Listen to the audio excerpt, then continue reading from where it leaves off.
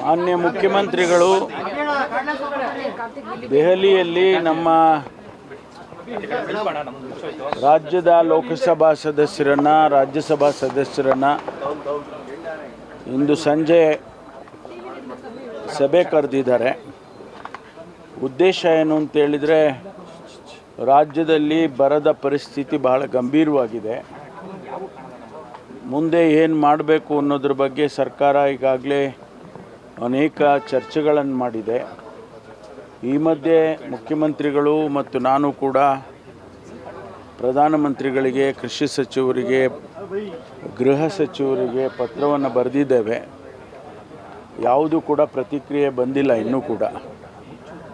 ಮತ್ತು ಇದರ ಜೊತೆಯಲ್ಲಿ ರಾಜ್ಯದ ಅನೇಕ ಯೋಜನೆಗಳ ಬಗ್ಗೆ ಪ್ರಸ್ತಾವನೆಗಳು ಹೋಗಿದ್ದಾವೆ. ಅದರ ಬಗ್ಗೆ ಕೂಡ ನಮ್ಮ ರಾಜ್ಯದ ಪ್ರತಿನಿಧಿಗಳಲ್ಲಿ ಚರ್ಚೆ ಮಾಡಿ ಸಂಬಂಧಪಟ್ಟ ಸಚಿವರುಗಳ ಹತ್ರ ಮಾತಾಡಿ ಅದನ್ನು ಮಂಜೂರು ಮಾಡಿಸ್ಕೊಡೋದಕ್ಕೆ ಪ್ರಯತ್ನ ಮಾಡಬೇಕು ಅನ್ನುವಂಥ ವಿಚಾರ ಕೂಡ ನಾವು ಚರ್ಚೆ ಮಾಡೋರಿದ್ದೀವಿ. ಮಾನ್ಯ ಮುಖ್ಯಮಂತ್ರಿಗಳು ಈಗಾಗಲೇ ಹಿಂದೆ ಅಧಿಕಾರಿಗಳನ್ನು ದೆಹಲಿಯಲ್ಲಿ ನಮ್ಮ ರಾಜ್ಯದಿಂದ ಹೋಗಿರ್ತಕ್ಕಂಥ ಅಧಿಕಾರಿಗಳನ್ನು ಮುಖ್ಯಮಂತ್ರಿಗಳು ನಾನು ಎಲ್ಲ ಸಭೆಯನ್ನು ಕರೆದು ಚರ್ಚೆ ಮಾಡಿದ್ದೇವೆ. ಅವರ ಸಹಾಯವನ್ನು ಕೂಡ ಪಡ್ಕೊಳ್ಬೋದು. ಹಾಗಾಗಿ ಇವತ್ತು 6 ಗಂಟೆಗೆ ಸಭೆಯನ್ನು ಮುಖ್ಯಮಂತ್ರಿಗಳು ಕರೆದಿದ್ದಾರೆ. ಇದರ ಜೊತೆಯಲ್ಲಿ ಬಹುಶಃ ಸಂಪುಟದ ವಿಸ್ತರಣೆ ಬಗ್ಗೆ ಈಗಾಗಲೇ ಅವರು ಒಂದೆರಡು ರೌಂಡ್ಸ್ ಚರ್ಚೆ ಆಗಿದೆ ಹೈಕಮಾಂಡ್ನವ್ರ ಜೊತೆ.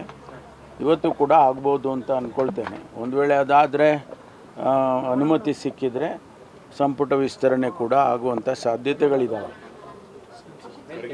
ಖರ್ಗೆ ಅವರು ಸಂಸತ್ನಲ್ಲಿ ಬರದ ವಿಚಾರವಾಗಿ ಧ್ವನಿ ಎತ್ತೋದಕ್ಕೆ ಮನವಿ ಏನಾದರೂ ಪಕ್ಷದಿಂದ ಆಗುತ್ತೆ ಸರ್ ಇವತ್ತು?